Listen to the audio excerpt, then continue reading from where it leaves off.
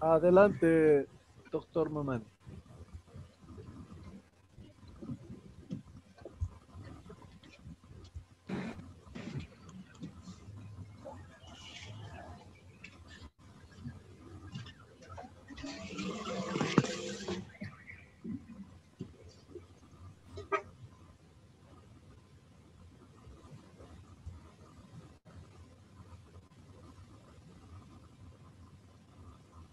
¿Se observa la pantalla? No todavía. Está, dice, en función de compartir. ¿La tienes abierto tu documento en tu frontis? Ahora sí, Sí, ahora sí. Se nota. ahora se nota, ¿verdad? Sí, Ya, doctor. Entonces, buenas noches a todos. Esta oportunidad vamos a comenzar con un tema que es sumamente importante y muchas veces ya hemos visto muchos pacientes con este diagnóstico en el hospital. Entonces, comenzamos con lo que es la pancreatitis aguda. A manera de introducción, indicamos que la pancreatitis aguda es una enfermedad impredecible y potencialmente letal. Esto se debe a la presentación de esta patología, ya que como vamos a ver más adelante es una de las complicaciones, si se podría decir así, de otras enfermedades o patologías. El pronóstico depende principalmente del desarrollo de la insuficiencia orgánica y la infección secundaria de necrosis pancreático-peripancreática, como más adelante vamos a observar. En los últimos 10 años, el tratamiento de la pancreatitis aguda se ha movido hacia un enfoque multidisciplinario personalizado y mínimamente invasivo. ¿Qué significa esto? Que actualmente el tratamiento es dirigido al paciente y no solamente a la enfermedad. Cada paciente, como ustedes saben, es diferente, puede presentar la misma patología, sin embargo, la sintomatología, el alcance de la enfermedad, el pronóstico es diferente, por lo cual nosotros también tenemos que hacer un tratamiento más dirigido dependiendo al paciente y a la presentación del mismo. Y además se trata de tratar de disminuir los riesgos, las complicaciones que pudieran acontecer en cuanto al tratamiento que se va a realizar. La mayoría de los pacientes presentan un cuadro agudo leve, indicando en la fase temprana que es autolimitante y generalmente se resuelve. Eso significa que la mayoría de los pacientes, cerca del 80% con pancreatitis aguda, se presenta de una manera leve y generalmente esto se autolimita, se resuelve incluso de manera espontánea en el transcurso de días o semanas solamente. Y muy pocos de estos llegan hacia una pancreatitis más severa. La pancreatitis aguda resulta de la activación prematura de las enzimas digestivas liberadas por el páncreas exócrino, principalmente el tripsinógeno, que se convierte a tripsina y dentro de las células acinales provoca su autodigestión, estimulación de macrófagos que inducen la producción de citoquinas proinflamatorias. Como vamos a ver más adelante, eso quiere decir que existe una alteración a nivel del parénquima pancreático, principalmente por las enzimas que el páncreas mismo libera para realizar una función exócrina. Como existe una alteración del mismo, presenta una alteración de estas enzimas principalmente y haciendo daño hacia el propio páncreas y de esa manera desencadenando la enfermedad como tal. Y como ya les había mencionado y como dice en la diapositiva, 80-85% de los cuadros es una pancreatitis aguda leve y la mayoría de estas, al ser leves, la mortalidad y la morbilidad es menos del 2%. Sin embargo, el otro porcentaje, entre el 15 al 20%, se presenta de una manera más severa y obviamente, el pronóstico y la mortalidad incrementa. 15 al 25% de los cuadros de pancreatitis aguda corresponden a forma grave, se asocia a una morbimortalidad y como ven en la diapositiva, entre 60 y 30% respectivamente. Tenemos que tener en cuenta eso. Ahora, epidemiológicamente, la pancreatitis es uno de los trastornos gastrointestinales más comunes que se requiere hospitalización. Y como pueden observar ahí, anualmente 13 a 45 por 100.000 personas. La mayoría son leves, autolimitadas, repetimos nuevamente, y bueno, pues esto se basa en cuanto a la mortalidad y morbilidad de los pacientes. Etiología. La etiología es variada en cuanto a la pancreatitis aguda. La etiología más frecuente es los cálculos biliares, pero existen otro tipo de etiologías. El 40% se debe a cálculos biliares y esta puede ser a causa de otras cosas como la ERCP, en otras patologías como la colitiasis principalmente. Sin embargo, existen otras etiologías por las cuales el paciente también puede presentar pancreatitis, como ser alcohólica, la hipertrigliceridemia, fármacos, pancreatitis autoinmune y trauma. Y como pueden observar acá en la diapositiva, aquí está más o menos el porcentaje en los cuales se presenta cada uno de estos. En cuanto a la traumática, en un paciente adulto no es muy frecuente verlo, es más frecuente en pacientes pediátricos, la pancreatitis aguda. En un paciente adulto la causa más frecuente y lo que nosotros debemos pensar inicialmente cuando tenemos un paciente con las características que vamos a mencionar más adelante son cálculos biliares y posteriormente como segunda causa el alcoholismo. Algo que falta acá también es la hipercalcemia, que también es un factor, bueno, una etiología de la pancreatitis aguda. Los fármacos que también son importantes, y esto va dirigido hacia la anamnesis que nosotros vamos a realizar en el paciente, en el momento que nosotros tenemos contacto con el paciente cuando acuda al servicio de emergencias principalmente o al servicio de consulta en algunos de los casos, son estos los fármacos que están relacionados a la presentación de pancreatitis aguda. Entonces tenemos que preguntar qué tipo de fármacos, si está recibiendo algún tipo de tratamiento o no. Hablando un poquito de fisiopatología, para resumir un poquito, aquí hay un cuadrito donde podemos observar que si existe un agente causal, tenemos un factor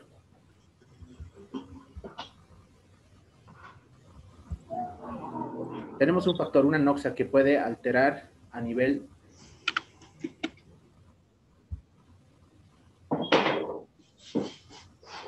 alguien está con su micrófono, por favor, si podría apagarlo.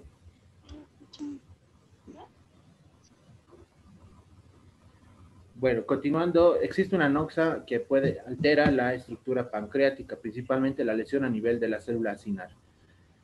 Esta célula lo que va a hacer es que va a liberar tripsinógeno, lo cual se va a convertir en tripsina, y a través de la tripsina va a alterar lo que es todo esto, la fosfolipasa, quimiotripsinógeno, proelastasa, y provocando todo esto como se puede observar en el cuadrito, la necrosis pancreática, o edema o inflamación, edema, lesión vascular hemorragia, y otro de las enzimas que va a liberar la lipasa, que va a estar relacionado con lo que es la necrosis grasa. Más o menos un resumen de la fisiopatología de la pancreatitis como tal. Lo que tienen que recordar es que existe una alteración a nivel del parénquima pancreático, lo que va a hacer que existe una alteración a nivel de las enzimas pancreáticas, y esto va a provocar la autodigestión a través de otras enzimas, a través de interleucinas, factor de necrosis tumoral, y esto va a provocar que existe mayor cantidad de inflamación a nivel peripancreática, va a haber lesión a nivel celular, y eso va a provocar que exista también activación del sistema inmune celular, y por eso, bueno, van a presentarse macrófagos, linfocitos, y todo eso va a generar estas cosas que es lo que a nosotros nos interesa, la necrosis peripancreática, el edema, la inflamación, la lesión vascular hemorrágica, la necrosis grasa principalmente. Un poquito hablando de la patogenia, una vez que provoca todo esto, no solamente va a ser alteración a nivel pancreático, a nivel local, lo que va a provocar es una respuesta inflamatoria sistémica, y es lo que nosotros tenemos que conocer. La respuesta inflamatoria sistémica está mediada por esas enzimas pancreáticas, la fosfolipasa, la elastasa y la tripsina. Involucra citoquinas como el factor de necrosis tumoral, el factor activador de plaquetas, lo que va a provocar que estas se van a liberar hacia la circulación, se van a salir del páncreas, y eso va a provocar que existe una respuesta inflamatoria sistémica como defensa del cuerpo ante esta injuria que se está provocando. Y algo que nosotros también tenemos que conocer es esto, la translocación bacteriana, y más adelante vamos a ver por qué. La translocación bacteriana es una barrera que está involucrada en el sistema inmunológico, bacterias y la morfología. Cuando existe una alteración a nivel de translocación bacteriana secundaria a isquemia debido a hipovolemia y derivación arteriovenosa intersticial inducida por la pancreatitis, cuando existe una injuria a nivel del páncreas, lo que va a hacer es que esto se rompa, que no existe esta barrera, este balance, y por lo cual va a generar una complicación que es la infección. Eso vamos a verlo más adelante. Lo importante en un paciente es, una vez que llega al servicio de emergencias, a consulta, tenemos que hacer un buen diagnóstico. Tenemos que hacer una anamnesis muy dirigida hacia la patología que nosotros estamos sospechando. Entonces, existen criterios, son 3 pilares de diagnóstico para identificar un paciente con pancreatitis aguda. ¿Y cuáles son estos? Principalmente la clínica, el dolor abdominal. El dolor abdominal es intenso, y ahí, como varias veces se les ha repetido, tenemos que echar mano de lo que es el ALICIA para ver las características de este dolor. Generalmente la aparición es súbita, la localización a nivel de epigastrio, hipocondrios principalmente, se irradia hacia los hipocondrios y es que genera a nivel de epigastrio, región lumbar y como comúnmente se dice, un dolor en cinturón. El carácter es un carácter tenebrante, muchas veces lo relacionan con el peor dolor de su vida y en algunos textos antiguos indican que es un dolor que puede hacer trepar al paciente, es un dolor muy intenso. La intensidad muchas veces llega a 10 sobre 10 sobre la escala visual analógica del dolor y muchas veces este dolor no se alivia fácilmente con analgésicos, con AINES principalmente, no se atenúa fácilmente con ningún tipo de posición y muchas veces se agrava y se acompaña con otros síntomas que vamos a ver más adelante. Otro de los criterios de diagnóstico es la amilasa y la lipasa. Existe una elevación de 3 veces el valor normal, el valor de referencia del laboratorio. Por encima de este valor 3 veces ya se considera como diagnóstico de pancreatitis aguda. Y el último criterio es el hallazgo imagenológico, ya sea por ecografía en una primera instancia y en caso de sospecha echamos mano de una tomografía, el cual nos puede confirmar alteración del parénquima pancreático, confirmando la pancreatitis como tal. Importante, la pancreatitis, tenemos que ver nosotros en el anamnesis si el paciente ya ha tenido pancreatitis previas, porque muchas veces muchos de los pacientes ya tuvieran un episodio de pancreatitis, ya sea leve o una pancreatitis moderada o severa. Si tiene cálculos biliares, hay pacientes que ya han sido diagnosticados de cálculos biliares, sin embargo no han hecho un tratamiento adecuado. Antecedentes familiares, puede haber antecedentes, alteraciones genéticas que los familiares hayan tenido y han desarrollado pancreatitis autoinmune principalmente.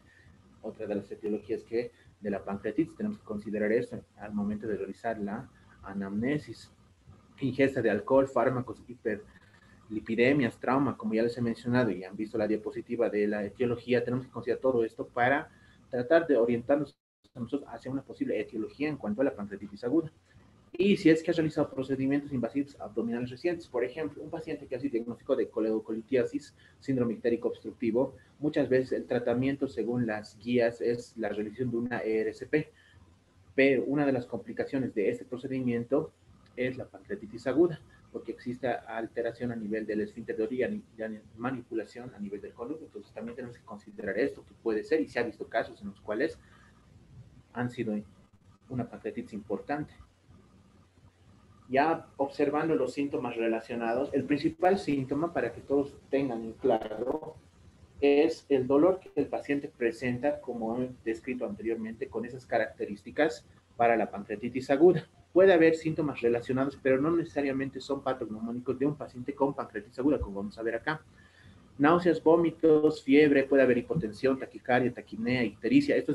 Y si se dan cuenta todos, la mayoría de síntomas, como por ejemplo la hipotensión, la taquicardia, la taquipnea, son síntomas relacionados al síndrome de respuesta inflamatoria sistémica, que es lo que se presenta cuando la inflamación que presenta a nivel local se va hacia la parte sistémica. Puede haber ictericia en pacientes secundarios a coledocolitiasis, diaforesis, alteración del estado de conciencia en un paciente con pancreatitis severa o en un paciente que está con choque hipovolémico o choque séptico. Hipersensibilidad, resistencia abdominal a la palpación, incluso puede haber signos de dilatación peritoneal dependiendo del estadio en el cual el paciente se encuentra con pancreatitis, principalmente en pancreatitis necrohemorrágicas. El signo de Cullen y el signo de Gray-Turner no es un signo que va a aparecer inicialmente. Cuando encontramos estos signos, eso ya es un signo de paciente con pancreatitis necrohemorrágica, una pancreatitis grave. Y eso es un paciente con más pronóstico porque mayormente estos pacientes ya están tomando más del 80% del parénquima pancreático. Entonces, no esperemos buscar esos signos inicialmente. Y como hemos visto en diapositivas previas, la mayoría de los pacientes se presentan en un 80-85% como formas leves. La clínica, son clínica asociada. Si existe ictericia, generalmente es obstrucción, compresión a nivel colédoco, puede ser por litos, puede ser por compresión extrínseca, por neoplasia a nivel del colédoco mismo, neoplasia a nivel hepático o algún tipo de alteración. Si existen manifestaciones cardiovasculares como hipertensión arterial o choque, son sinónimos de un paciente con pancreatitis ya moderadamente a moderadamente severa. Esos pacientes ya existe alteración de la bulimia, como vamos a ver más adelante. Algo que tienen que saber es que cuando existe pancreatitis aguda hay secuestro de líquido hacia el tercer espacio.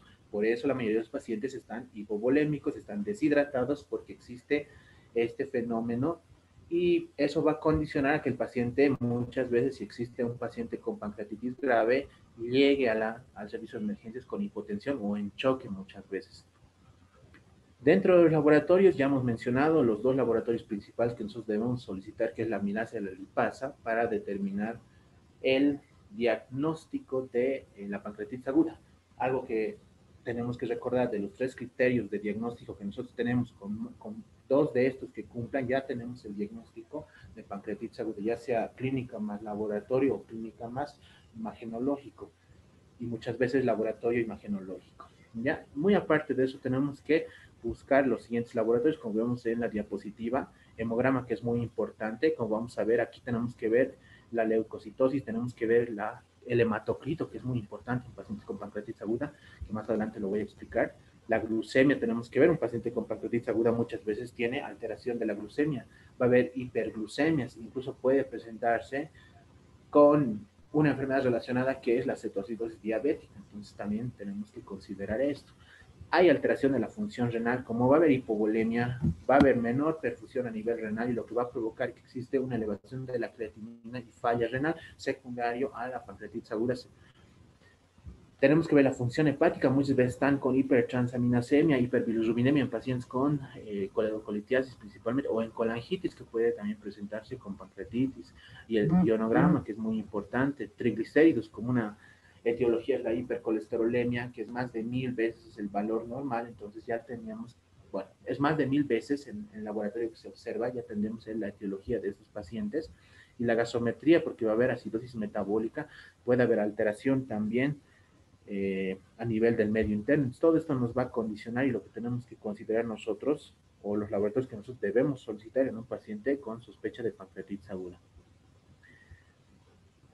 En cuanto a la función, bueno, a la hiperamilasemia, lo que nosotros tenemos que considerar es esto. Nunca se van a olvidar que la amilasa no solamente se eleva en pancreatitis aguda, también se puede elevar en todo esto, como pueden observar. Entonces, como muchas veces se le ha ido, yo personalmente he ido repitiendo, un paciente que acude solamente con amilasa elevada no significa o no es sinónimo de pancreatitis. Tenemos que ver la clínica, tenemos que ver su imagen y tenemos que ver la lipasa, porque puede presentarse en todos estos, incluso en pacientes con enfermedad renal crónica es común ver que existe una elevación de la amilasa. Y como puedo observar acá, incluso en isquemias, obstrucciones intestinales, traumas abdominales, peritonitis, en todas las patologías también podemos observar. Entonces, no esperen solamente hacer diagnóstico con la amilasa. Las alteraciones bioquímicas que a nosotros nos va a importar son esas. La amilasa, como ya habíamos observado, y es lo que tenemos que conocer, el aumento es entre 2 a 5 días después de presentarse la injuria y el dolor del paciente. La hiperlipasemia, o sea, la lipasa, es aumento de la lipasa sérica, a partir de las 72 horas ya se va aumentando, regresa lentamente, tiene una mayor sensibilidad que la amilasa y es una mejor prueba diagnóstica. Entonces tenemos que tener en cuenta que para el diagnóstico como tal de las dos laboratorios, tanto la amilasa como la lipasa, la que nos va a orientar más es la lipasa, asociado obviamente a la clínica y a un estudio de imagen. El examen de imagen, esto es muy importante. La Asociación de Gastroenterología Americana recomienda que en un paciente con pancreatitis aguda que ingresa inicialmente, nosotros debemos solicitar una ecografía. La mayoría de los pacientes con pancreatitis vienen con clínica de horas o algunos días, entre 1 a 3 días principalmente. Si viene un paciente con una clínica de horas, de 6 horas, 2 horas, 12 horas, inicialmente nosotros tenemos que indicar una ecografía abdominal y no así una tomografía. El examen de imagen, ¿cuándo realizamos una tomografía? Y ahí está la pregunta. ¿Por qué no realizamos una tomografía de inicio en un paciente que se presenta por primera vez a la consulta con un cuadro clínico de horas o incluso de un día o 2 días? Porque muchas veces al realizar la tomografía lo que vamos a hacer es un gasto insulso, ya que vamos a ver un páncreas normal. No va a haber alteración del parénquima pancreático, no se va a poder observar como tal la tomografía. Cuando nosotros solicitamos una tomografía, solicitamos simplemente para ver complicaciones locales de la pancreatitis aguda. Esto se solicita, la mayoría de las guías nos indican a las 72 horas, a menos que cuando tengamos un paciente con clínica dudosa, laboratorios en el límite superior, casi 3 veces el valor normal, y la ecografía no nos indica muchas cosas, por ejemplo, por interposición de gases que no se puede visualizar muy bien y adecuadamente el páncreas, ahí sí podríamos solicitar en ese momento, pero no es una indicación de inicio. Eso tienen que recordar. La tomografía es solamente Es que hay que diluir. Ahorita para ver factor pronóstico en un paciente con pancreatitis aguda. Entonces, ¿qué tenemos que solicitar inicialmente? Una ecografía. Ahí está, como les acabo de mencionar, 72 a 96 horas después del inicio de los síntomas, recién solicitamos la tomografía. La tomografía, ¿para qué nos sirve? Y ahí están las ventajas y desventajas. La desventaja es eso, que es útil solamente en los 48-72 horas, solamente evalúa complicaciones locales y nos va a denotar factor pronóstico en un paciente con pancreatitis aguda, y no así como criterio diagnóstico. Eso es muy importante. Y ahí mismo dicen las ventajas solo para el diagnóstico de complicaciones locales. Entonces, ¿qué nosotros tenemos que observar en una tomografía? Necrosis, extensión de la necrosis, ya sea de 30 a 50 o más del 50%, necrosis peripancreática o parenquimatosa, necrosis extrapancreática, que es lo que nosotros tenemos que buscar en un paciente con pancreatitis aguda, y no así como diagnóstico. Para ver esta parte de la tomografía, nosotros tenemos que conocer los tipos y las fases que existen en una pancreatitis aguda. Por ejemplo, existen dos tipos, la pancreatitis intersticial edematosa y la pancreatitis necrosante. Entonces, los pacientes con pancreatitis van a ir por una de estas dos vías. Si el paciente con pancreatitis edematosa se presenta entre el 80 al 90%, es una inflamación aguda del parénquima pancreático, y muchas veces se resuelve en la primera semana, se autolimita. Sin embargo, cuando se presenta como un paciente con pancreatitis necrotizante, la inflamación se asocia a necrosis pancreática o peripancreática, y es una forma más agresiva. Esos son los pacientes que vienen con pancreatitis severa. Las fases en las cuales nosotros tenemos que conocer son dos fases, la fase temprana y la fase tardía. En la fase temprana remite en la primera semana y puede extenderse hasta por 2 semanas. Y generalmente no se caracterizan por presentar síndrome de respuesta inflamatoria o falla orgánica. En la fase tardía ya dura semanas o meses, se caracteriza por signos de sistémicos de inflamación, de respuesta inflamatoria sistémica, hay complicaciones locales, hay complicaciones sistémicas, hay falla multiorgánica o falla orgánica persistente. Estas son las fases que nosotros tenemos que recordar, y así es la presentación de un paciente con pancreatitis aguda. Ya siguiendo lo que es la tomografía, nosotros tenemos que conocer el índice de severidad o el CTSI que nosotros manejamos para ver pronóstico en un paciente con pancreatitis aguda. Esto que denota dos cosas: Baltasar, el score de Baltasar, como podemos observar acá, y el grado de necrosis en los cuales va a tener. Entonces, como podemos observar acá, nosotros tenemos que conocer, al ver una tomografía en un paciente con pancreatitis aguda, que existen 5 clases en cuanto a Baltasar, y ahí nos pueden denotar, y cada uno tiene un puntaje. Si es un páncreas normal son 0 puntos, el aumento del volumen pancreático son 1 punto, si existe exudado o líquido peripancreático son 2 puntos, cuando existe una colección líquida peripancreática o extrapancreática son 3 puntos, y 2 o más colecciones ya existen 4 puntos. Y en el grado de necrosis de la misma manera, si no hay necrosis 0 puntos, y así. Del 30% 2, del 30 al 50 son 4, y más del 50% son 6 puntos. Entonces nos va a dar un puntaje de 10. Y eso significa que existe mayor mortalidad cuando es un puntaje de 10 a un paciente que tenga un puntaje de 2 o 3, por ejemplo. Pero eso también se ha modificado. Hay otro score del 2004 en el cual muy aparte de la inflamación del páncreas, el Baltasar, como hemos observado, y el área de necrosis, el compromiso de necrosis del paciente, aquí ya condicionan algo que son las complicaciones extrapancreáticas, como ser derrame pleural, ascitis, complicaciones vasculares, parenquimas o del tubo digestivo. Ahora, la pancreatitis aguda, los indicadores de severidad, el tomográficos principalmente, va a predecir la estadía del enfermo, la necesidad de cirugía o no, el desarrollo de falla orgánica, o predecimos si es que va a presentar alguna alteración orgánica el paciente, y la presencia de infección. Principalmente la tomografía nos sirve para esas cosas, para buscar eso y para predecir que no exista eso y tomar conducta anteriormente.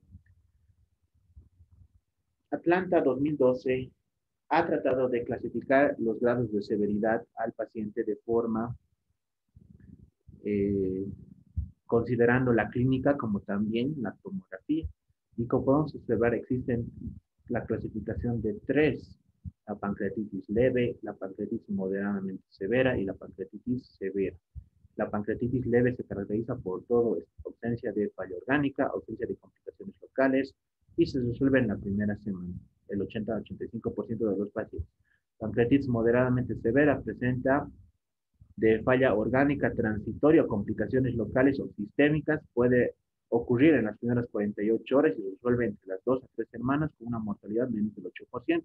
Cuando es una pancreatitis severa, la falla orgánica es persistente, es más de una semana, existe más o una complicación local o existe ya complicaciones sistémicas acá persistentes en la mayoría de los casos y ocurre en fases tempranas o tardías.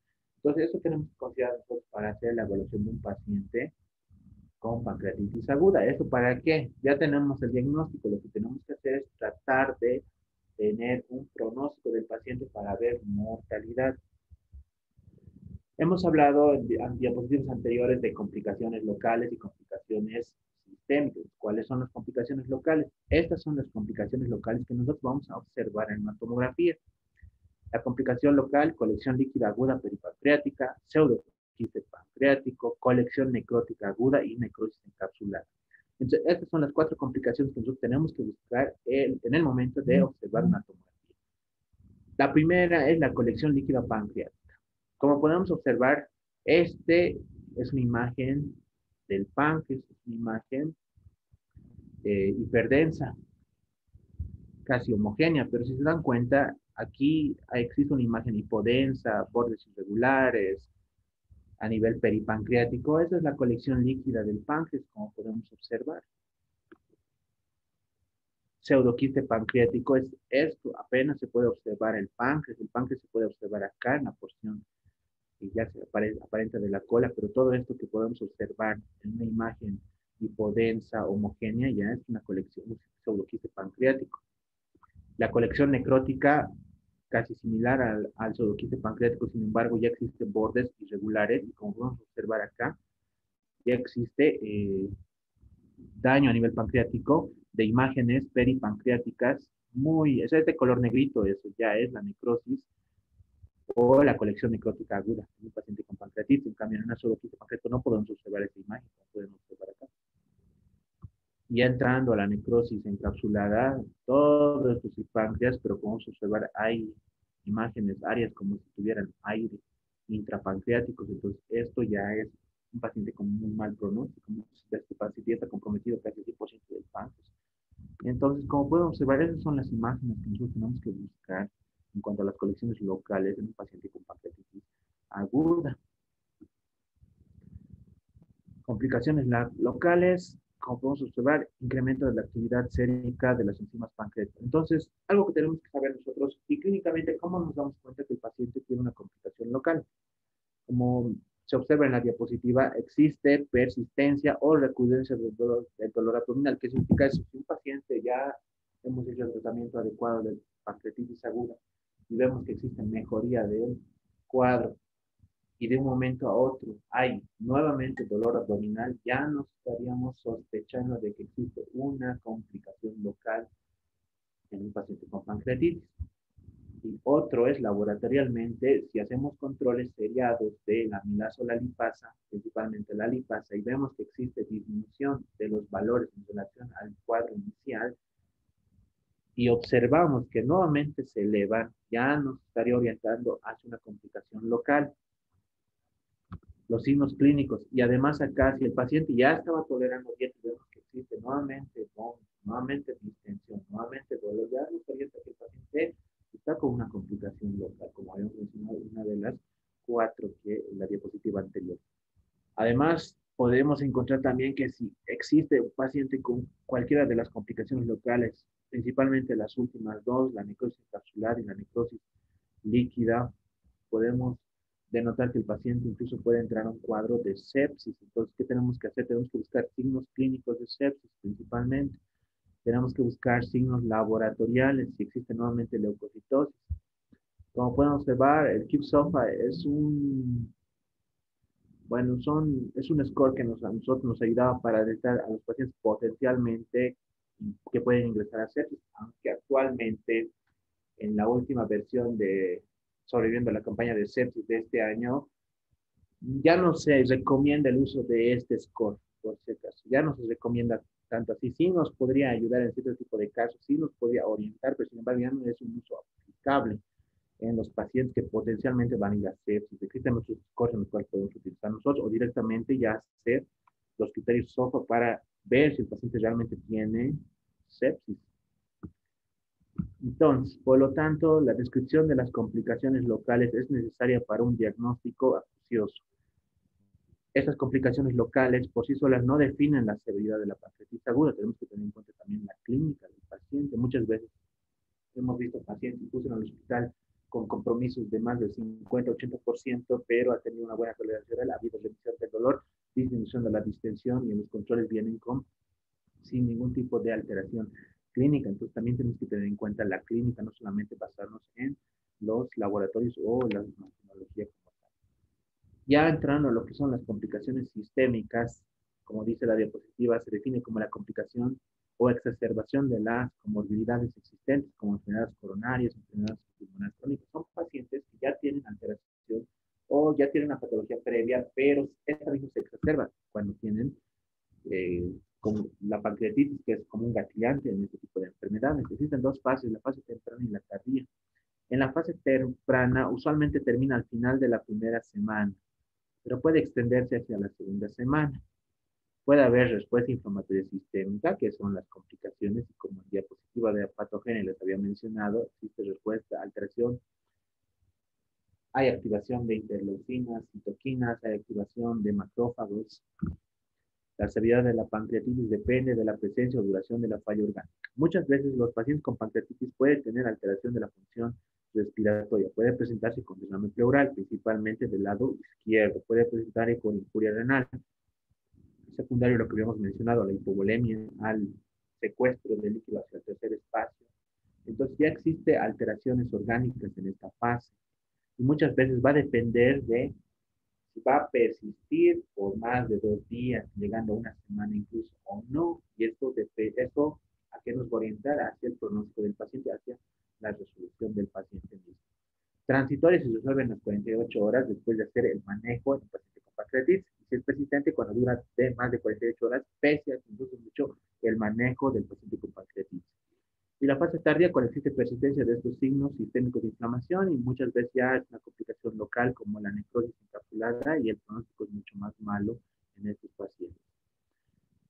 Algo que nosotros también tenemos que tener en cuenta, y por ejemplo, porque el cuadrito es el score PISA que nosotros utilizamos. Tiene que ver, como pueden observar, son cosas sencillas que podemos hacer en el momento de tener el laboratorio para catalogar el pronóstico de un paciente. Nitrógeno ureico sérico, por ejemplo, si es más de 25 es un punto.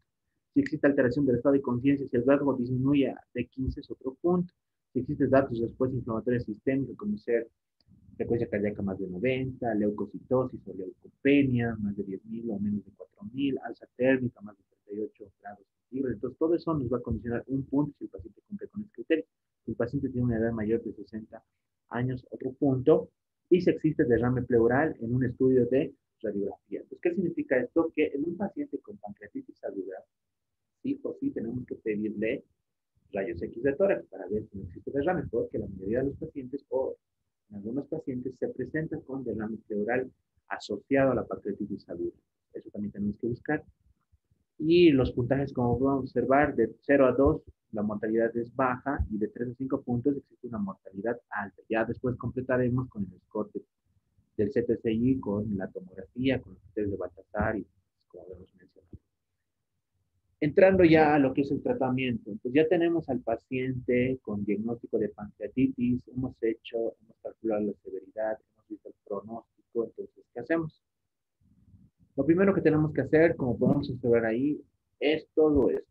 El diagnóstico tiene que ser preciso, ya con todo lo que hemos mencionado, tenemos que hacer un triaje apropiado, cuidados de soporte de alta calidad, monitoreo, tratamiento de las complicaciones en caso de que existiera el mismo y prevención de recaídas. Aquí hay un cuadrito donde podemos observar las fases en las cuales ya he mencionado en diapositivas anteriores de la pancreatitis aguda.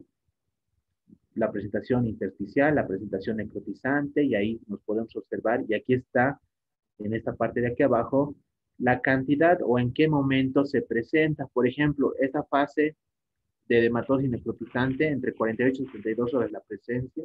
Si el paciente ya está de más de 2 semanas de clínica, ya podemos ver que existe falla orgánica, y ahí podemos denotar si es una transitoria, permanente,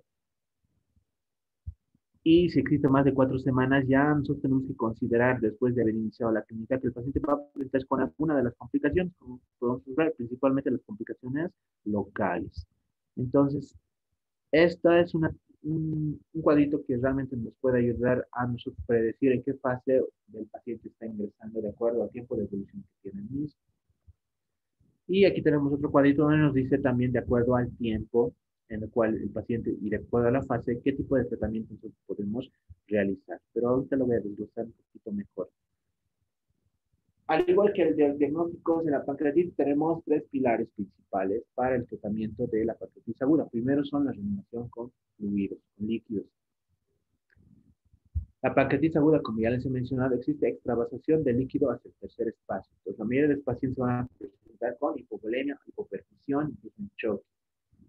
¿Qué es lo que tenemos que hacer? Tenemos que hacer una reanimación agresiva. Ha existido estudios retrospectivos en varias series de casos de pacientes con diagnóstico de pancreatitis aguda, en los cuales se ha podido observar que si nosotros actuamos de manera inmediata dentro de las primeras 24 horas del diagnóstico del paciente o desde el ingreso del paciente, podemos reducir la mortalidad con solamente hacer reanimación con líquidos de manera adecuada. La primera prioridad, muy aparte de la reanimación con líquidos, es tratar el dolor abdominal, y esto puede ser secundario a que el paciente presente hipovolemia por fuga vascular y hemoconcentración. La mayoría de los pacientes que nosotros tratamos con la reanimación con líquidos sin necesidad de utilización de analgésicos puede remitir el dolor, porque principalmente se debe a esto, el dolor abdominal, a la hipovolemia y a la hemoconcentración. ¿Esto por qué? Porque existe un dolor isquémico y acidosis láctica, entonces hay hipoperfusión tisular a nivel pancreático y eso provoca el dolor que habíamos mencionado, y por eso muchas veces ni siquiera con analgésicos simples como los AINES puede remitir. Entonces tenemos que hacer una adecuada reposición de volumen, y con esta medida también podríamos disminuir el dolor abdominal. Según la Asociación Americana de Gastroenterología, las soluciones que ellos recomiendan son los cristaloides. Puede ser solución salina normal, o puede ser zinc lactato. Y ahí está la dosis en los cuales nosotros podemos administrar entre 200 a 500 ml hora, o entre 5 a 10 ml kilogramos de peso por hora. Entonces, más o menos en un paciente nos va a dar entre 2.500 a 4.000 en las primeras 24 horas, conociendo esto. Y algo que tienen que recordar también depende de cómo el paciente está respondiendo. No es solamente como receta de cocina y administrarle 2.000 o 3.000 para 24 horas. Ya tenemos que ver cada hora monitorización del paciente, y de acuerdo a eso vamos a ir calculando la necesidad de su requerimiento basal. Entonces, ¿qué tenemos que hacer? También control de ingresos y egresos en este paciente para tener un balance neutro en lo posible. ¿Ya? Mantener una presión arterial media efectiva, más de 65 milímetros de mercurio, o tenemos que tener en cuenta también la diuresis, que tiene que ser una diuresis urinaria, un flujo urinario de más de 0.5 ml kilogramo peso hora. Estos son lo que nosotros tenemos que tener en cuenta, y si hacemos esto, vamos a poder hacer un adecuado manejo de los líquidos, y de esta manera vamos a disminuir también las complicaciones de un paciente con pancreatitis aguda. Si nosotros hacemos esto, también disminuimos las complicaciones locales que pueden presentar el paciente si es que actuamos dentro de las primeras 24 horas. Hay estudios que indican qué solución es mejor, la fisiológica o el ritmo lactato.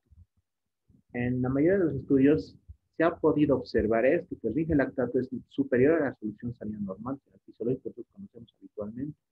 Reduce más los marcadores inflamatorios y también la incidencia del síndrome de respuesta inflamatoria sistémica.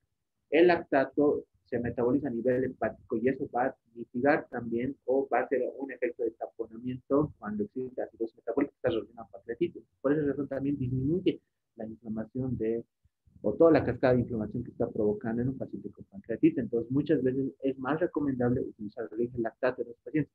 exceptuando en los pacientes que tienen hipercalcemia.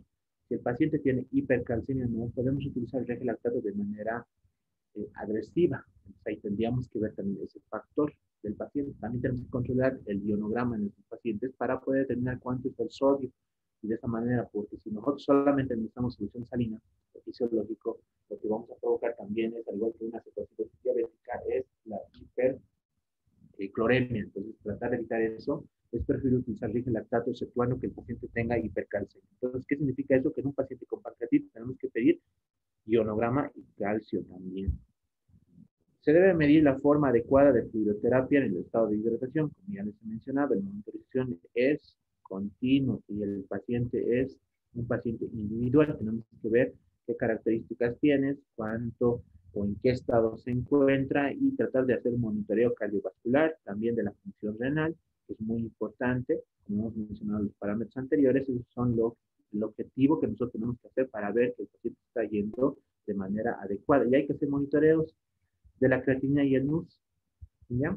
¿Esto por qué? Porque se ha demostrado, si nosotros hacemos todo esto, teniendo en cuenta un paciente con presión arterial media más de 65, productos urinarios más de 0.5, vamos a disminuir las complicaciones locales, principalmente en la necrosis. Y como les decía, el hematocrito es muy importante acá. La mayoría de nuestros pacientes, cuando vienen y hacemos un laboratorio inicial, vemos hematocritos altos. Esos hematocritos no son reales porque existe hipovolemia, existe concentración. Y el hematocrito incluso se ha convertido en un valor como factor pronóstico, ya que si existe un hematocrito de 44 a 47% se asocia y existe disminución de las primeras 24 horas del 44 a 47, entonces existe mayor riesgo de necrosis en estos pacientes. También nos sirve como un factor pronóstico. Eso es en cuanto a la reposición de líquidos en un paciente con pancreatitis aguda. Ahora, ¿cómo hacemos el control del dolor? Principalmente, los opioides son los analgésicos de elección. Lastimosamente, acá nosotros no tenemos de fácil acceso a muchos de estos opioides, ya que nos piden recetas valoradas y es dificultoso la administración de los mismos y echamos manos de AINES principalmente. En la parte latinoamericana incluso se ha demostrado que si es que utilizamos AINES, ya que si es que no podemos utilizar los opioides, podemos echar mano del paracetamol, que es mucho mejor al metamizol en los pacientes de forma en infusión continua endovenosa. Pero si nosotros podemos, en el control de dolor deberíamos utilizar opioides porque eso disminuye bastante el dolor, ya que es un dolor muy intenso y muy a reducción de la mortalidad a los 30 días, cuando existe analgesia epidural. En otros lados ya se está utilizando esto. Se está echando en mano también de la especialidad de anestesiología, como hemos dicho al principio. Actualmente el tratamiento de la pancreatitis aguda es multidisciplinario, no solamente está a cargo de médico internista o médico gastroenterólogo, cirujano, ya echa mano de otras especialidades en las cuales pueden colaborar de otro tipo de maneras y tratar de dar una mejor calidad de tratamiento al paciente. Tenemos que tener en cuenta esto. Cuando el dolor es incontrolado, y es lo que tienen que recordar, puede existir inestabilidad hemodinámica. Si el paciente no cubrimos el dolor, lo que vamos a hacer es que el paciente no esté bien controlado y esto nos va a condicionar a mayor complicación. Entonces tenemos que echar en mano de bombas de infusión muchas veces con analgesia. En otros, en la mayoría de las guías indica que el fentanilo debe utilizarse más debido a su mejor perfil de seguridad, principalmente en pacientes con injuria renal aguda. Como hemos mencionado, la mayoría de los pacientes, especialmente pacientes con pancreatitis aguda grave, presentan o están con una complicación sistémica que es la injuria renal aguda. En los pacientes sería adecuado utilizar el fentanilo. Y la mepiridina o morfina también serían los fármacos de elección. Sin embargo, muchas veces hay controversia en cuanto al uso de la morfina porque aumenta la presión al nivel del esfínter de Oddi y algunos consideran que esto puede provocar o agravar la pancreatitis de por medio que se está presentando. Sin embargo, hasta el momento no hay ningún estudio que demuestre esto. No hay ningún estudio que demuestre que al existir presión a nivel del esfínter de Oddi va a hacer que exista pancreatitis aguda, por lo cual podemos seguir utilizando la morfina. La meperidina, en relación a esto, y considerando esto, el aumento de la presión, podemos utilizar, sin embargo, se ha observado que la vida media es más corta y la acumulación del metabolito puede causar alteraciones neurológicas, incluso convulsiones. Entonces, por eso su uso tiene que ser supervisado. Otro de los pilares de tratamiento es la nutrición. Antiguamente, bueno, antes, hace muchos años, un paciente con pancreatitis aguda lo dejábamos en NPO por una semana, 2 semanas. Actualmente no se considera eso. Las guías indican que nosotros no debemos hacer eso. Tendríamos que reiniciar la dieta lo más antes posible una vez haciendo la fluidoterapia y control del dolor en un paciente con pancreatitis aguda. Tenemos que tener en cuenta la función de la barrera intestinal, porque se ha observado que los pacientes que se encuentran sin dieta en NPO por mucho tiempo, existe mayor riesgo de infección porque existe alteración de la translocación bacteriana. Hay una translocación bacteriana porque hay una alteración de la barrera, como hemos mencionado al principio. Entonces, a eso nos va la nutrición. Es muy importante que en un paciente con pancreatitis aguda se trate de iniciar la dieta de manera precoz o lo más antes posible. Y esto va a disminuir también tanto la translocación bacteriana, el riesgo de infección, como los signos de respuesta inflamatoria sistémica. Entonces, esto es muy importante. Entonces, ¿cómo tenemos que tener en cuenta esto? Cuando iniciamos dieta con el paciente, ya no estoy con náuseas, con el paciente ha remitido el dolor, cuando existe ruidos aéreos, hidroaéreos normales, cuando el paciente presenta canalización de gases positiva. En ese momento podemos echar mano de iniciar la dieta de forma progresiva, iniciando con dieta hídrica, después líquida completa y blanda, y así tendríamos que ir iniciando. Hay estudios donde han considerado alimentación por sonda enteral temprana dentro de las primeras 24 horas, ya que en los pacientes con pancreatitis leve, por ejemplo, la administración de dieta o la indicación de dieta está entre los 24 a 48 horas en un paciente con pancreatitis aguda leve. En un paciente moderado o severo incluso podemos iniciar dieta a las 72 horas o 96 horas. No debemos esperar más de eso, no podemos esperar más de eso.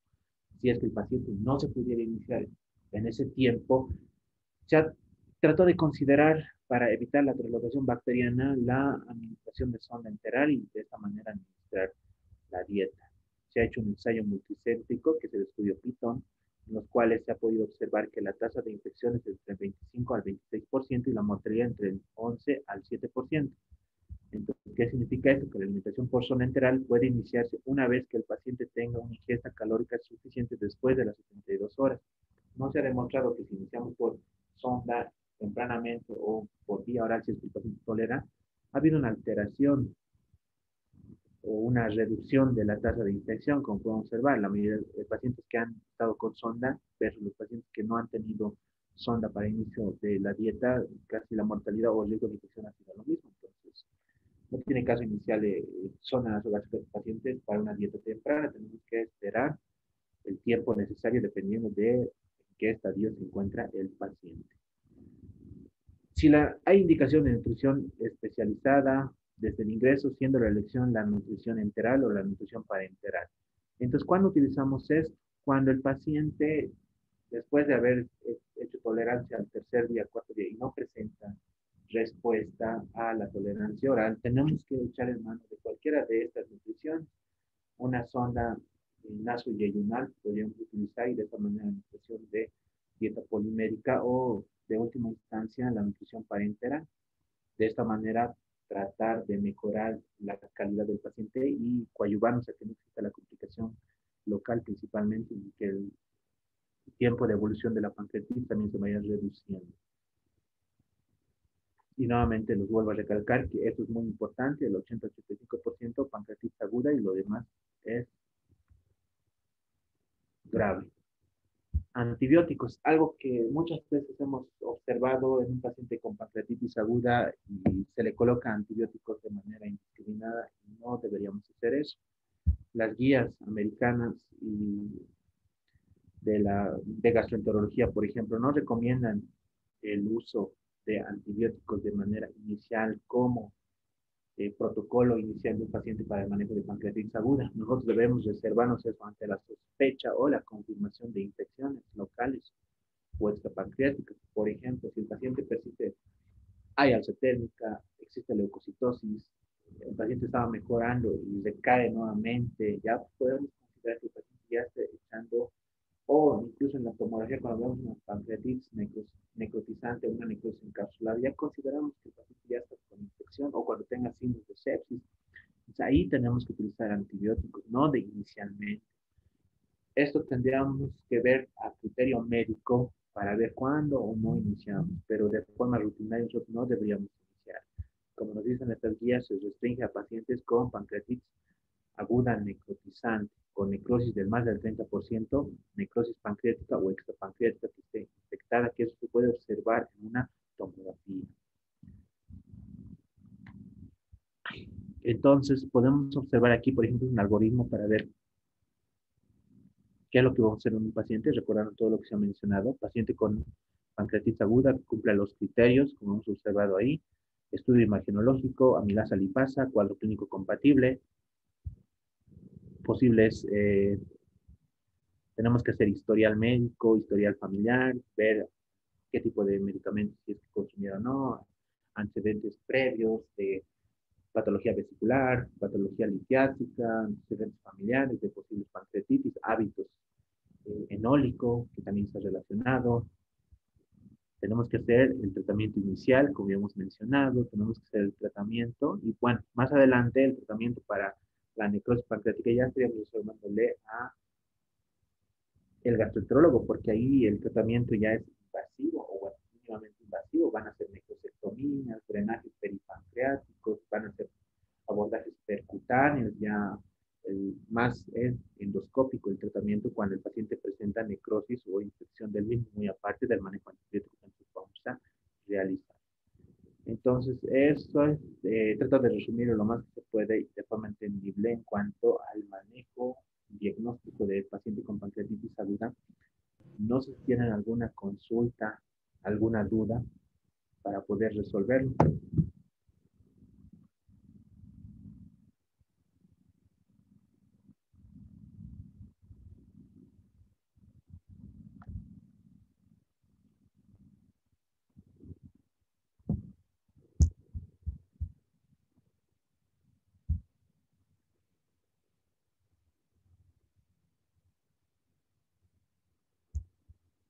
¿Aló? ¿Tienen alguna duda?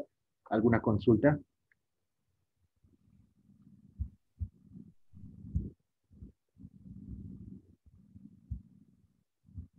Doctor Mamani, tengo una consulta. Sí, doctor. Ya no te he oído mencionar estudios que se hacían antes sin colangio. Ya no están en el protocolo, ya se han desahuciado esos estudios. Mm, para el diagnóstico o para el tratamiento, porque para el diagnóstico no se encuentra. Ahora, si el paciente estuviera con una complicación, por ejemplo, con una colangitis asociada a una pancreatitis, sí podemos utilizar en ese momento como tratamiento terapéutico y como diagnóstico en ese momento un procedimiento endoscópico. En este caso, pero actualmente se trata de disminuir bueno, el abordaje mínimamente invasivo se trata de realizando necrosectomías endoscópicas, solamente transgástricas, abordajes percutáneos solamente como tal, para tratar de ser menos agresivo en estos pacientes. Ya, entonces está eso, ¿no? Antiguamente hacíamos, pero resulta Sí, que después se traían muchas complicaciones, ¿no? Yo supongo que eso ha sí, sido que ahora eso, se evita ya utilizar ese tipo de estudio, ¿no? sí, doctor, ese ha sido el problema, porque anteriormente sí se utilizaba mucho, incluso había abordajes abiertos hacían para hacer algún tipo de resolución quirúrgica. Sin embargo, ahora se trata inicialmente de hacer y en última instancia sí se podría utilizar ese tipo de abordaje. Es lo que se está tratando de priorizar actualmente en las guías, a lo que he podido revisar. Muchas gracias, doctor Mona. ¿Algo más de nuestro auditorio?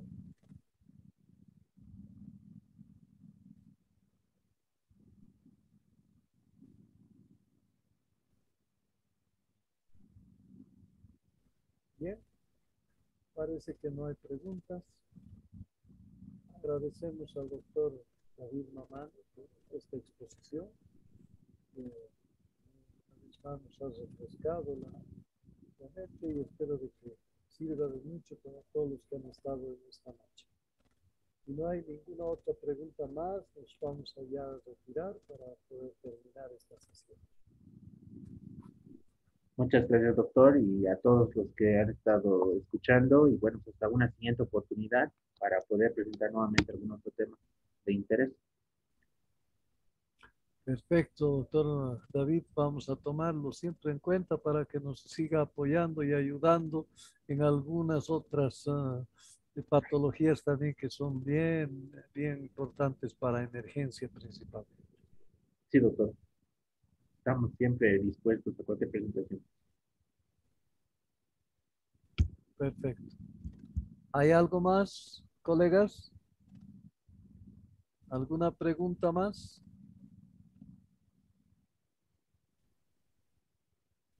Bueno, parece que solamente dice para todos muchas gracias al doctor Jairo. Agradecemos también, ¿no? La presencia de cada uno de ustedes y esperemos tenerlos el próximo viernes, que ya va a ser la última sesión que vayamos a tener en esta gestión. Ya luego vamos a preparar una nueva para para el próximo año. Bien, queridos colegas, que sea pues buenas noches, descansen. Chao, chao. Buenas noches, doctor. Gracias. Muy buenas noches.